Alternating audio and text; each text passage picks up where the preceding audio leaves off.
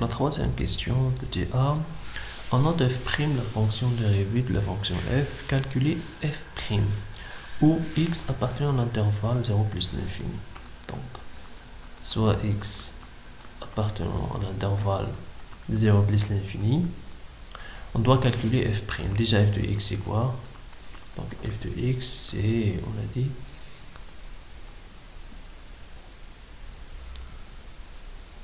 c'est exponentielle x plus exponentielle moins x moins 4x moins 2. D'accord? Et on veut déterminer en fait f'. Il faut montrer d'abord que la fonction est dérivable, et la fonction est dérivable comme somme de deux fonctions exponentielles et une fonction polynôme. On sait que les fonctions exponentielles et polynômes sont des fonctions très gentilles, sont des fonctions dérivables sur R, donc forcément sont dérivables sur 0 plus l'infini. Et la somme de ces fonctions aussi est dérivable sur 0 plus l'infini.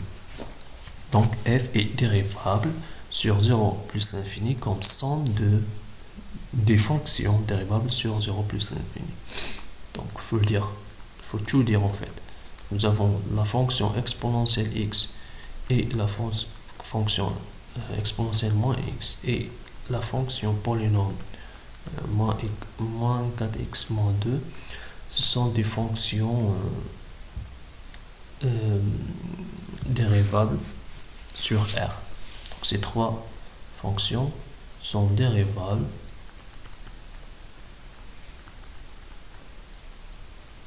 sur R.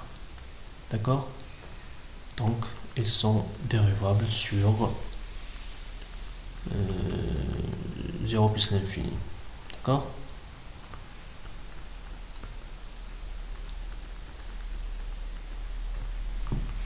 Et la fonction f est dérivable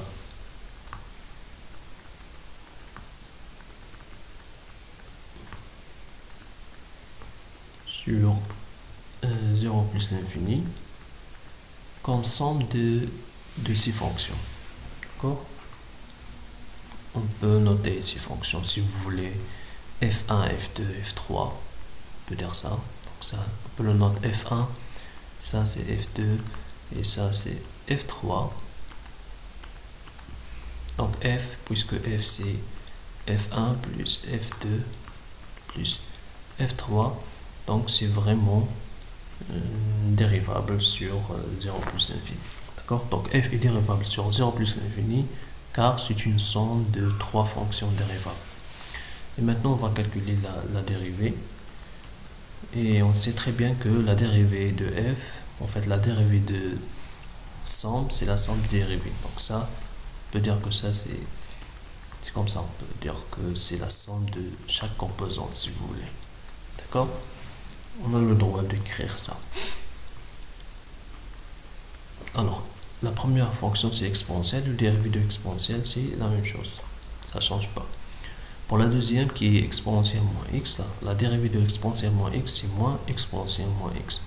Pourquoi? Tout simplement on a utilisé cette propriété qui dit que voilà la dérivée d'une exponentielle d'une fonction c'est u' exponentielle u de x. D'accord? Notre u de x c'est moins x. Donc si je dérive exponentielle moins x, j'applique directement la propriété, je trouve quelque chose comme ça. Et je sais que la dérivée de moins x c'est moins 1 avec l'exponentielle x, donc c'est moins exponentielle moins x. D'accord? Très bien. Pour la troisième fonction, celle-là, donc la dérivée de ça, c'est clair, c'est moins 4. Puisque la propriété qu'on a utilisée ici, c'est donc la dérivée d'une constante multipliée par x, c'est x. Donc on a moins 4 multiplié par x, donc la dérivée de tout ça, c'est moins 4. Et la dérivée d'une constante, c'est-à-dire moins 2, donc en général, la dérivée d'une constante, c'est 0. C'est pour ça qu'on n'a rien écrit ici. Finalement, notre f', c'est exponentielle x, moins exponentielle moins x, moins 4. Très bien. Maintenant, on va essayer de faire le petit b.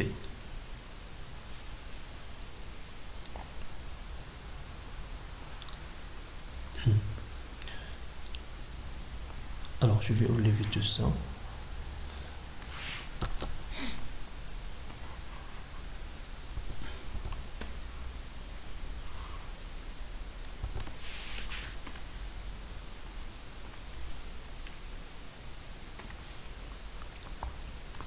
Qu'est-ce qu'il dit B?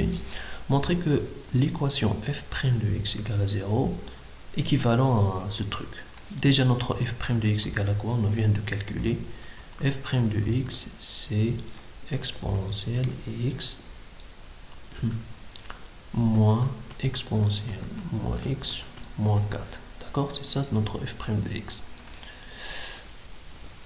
Donc la question c'est quoi? C'est de montrer une équivalence entre f' de x égale à 0 et ce truc. D'accord? D'accord.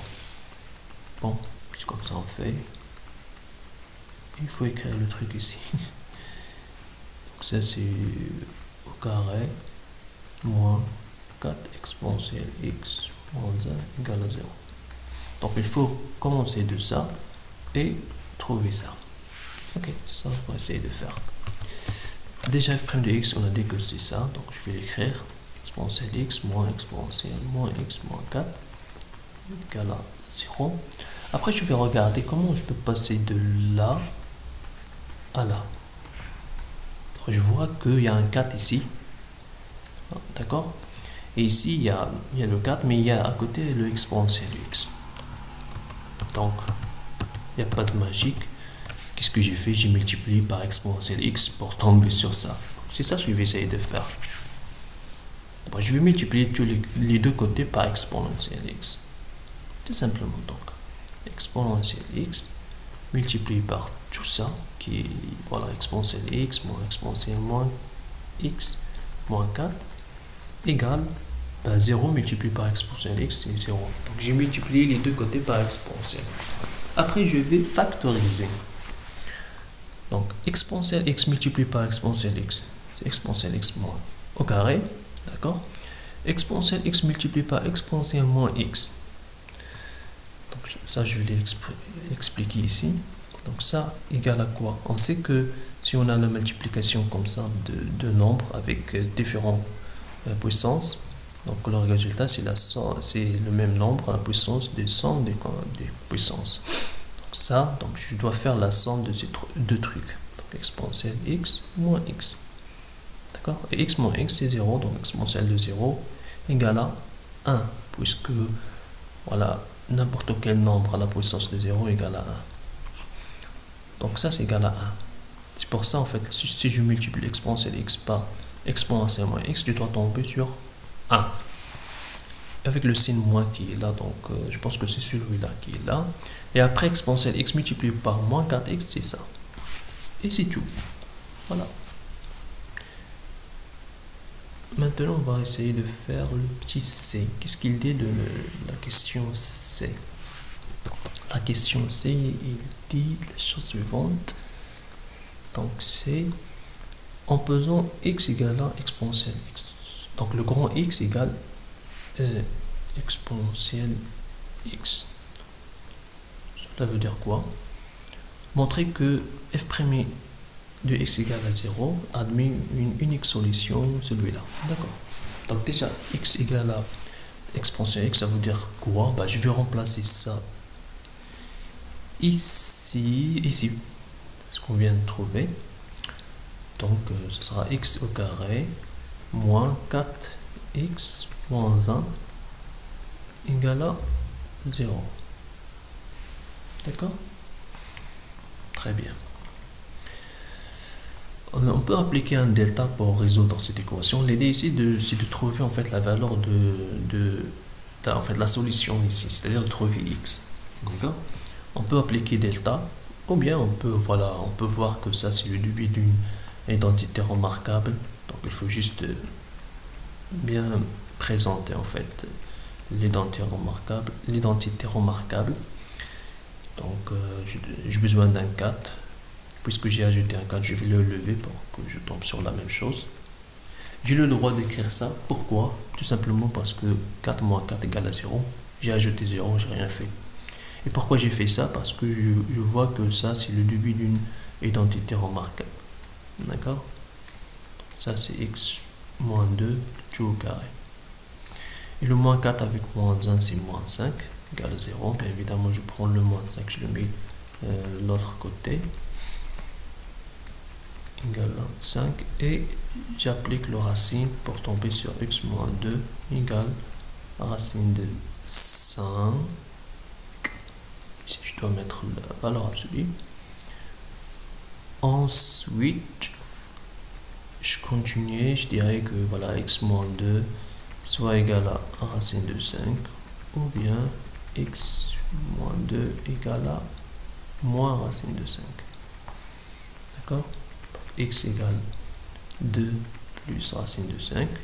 J'ai pris ce moins 2 là, je le mets de l'autre côté. Bien évidemment, je dois changer de signe. Et ici aussi. D'accord? Très bien. C'est quoi le grand X? On a dit le grand X, c'est exponentielle X. Donc, je tombe sur un truc comme ça. Donc, ça, c'est pas vrai celui-là, puisque le 2 moins racine de 5, c'est quelque chose qui est négatif. Et on sait que l'exponentielle X, c'est un nombre positif, exponentielle X. Donc, ça, c'est interdit de l'écrire, c'est pas vrai. Donc, il ne me reste que ça, exponentielle X égale 2 plus racine de X. Après, j'applique ln pour tomber sur x égale ln de 2 plus racine de 5. Pourquoi?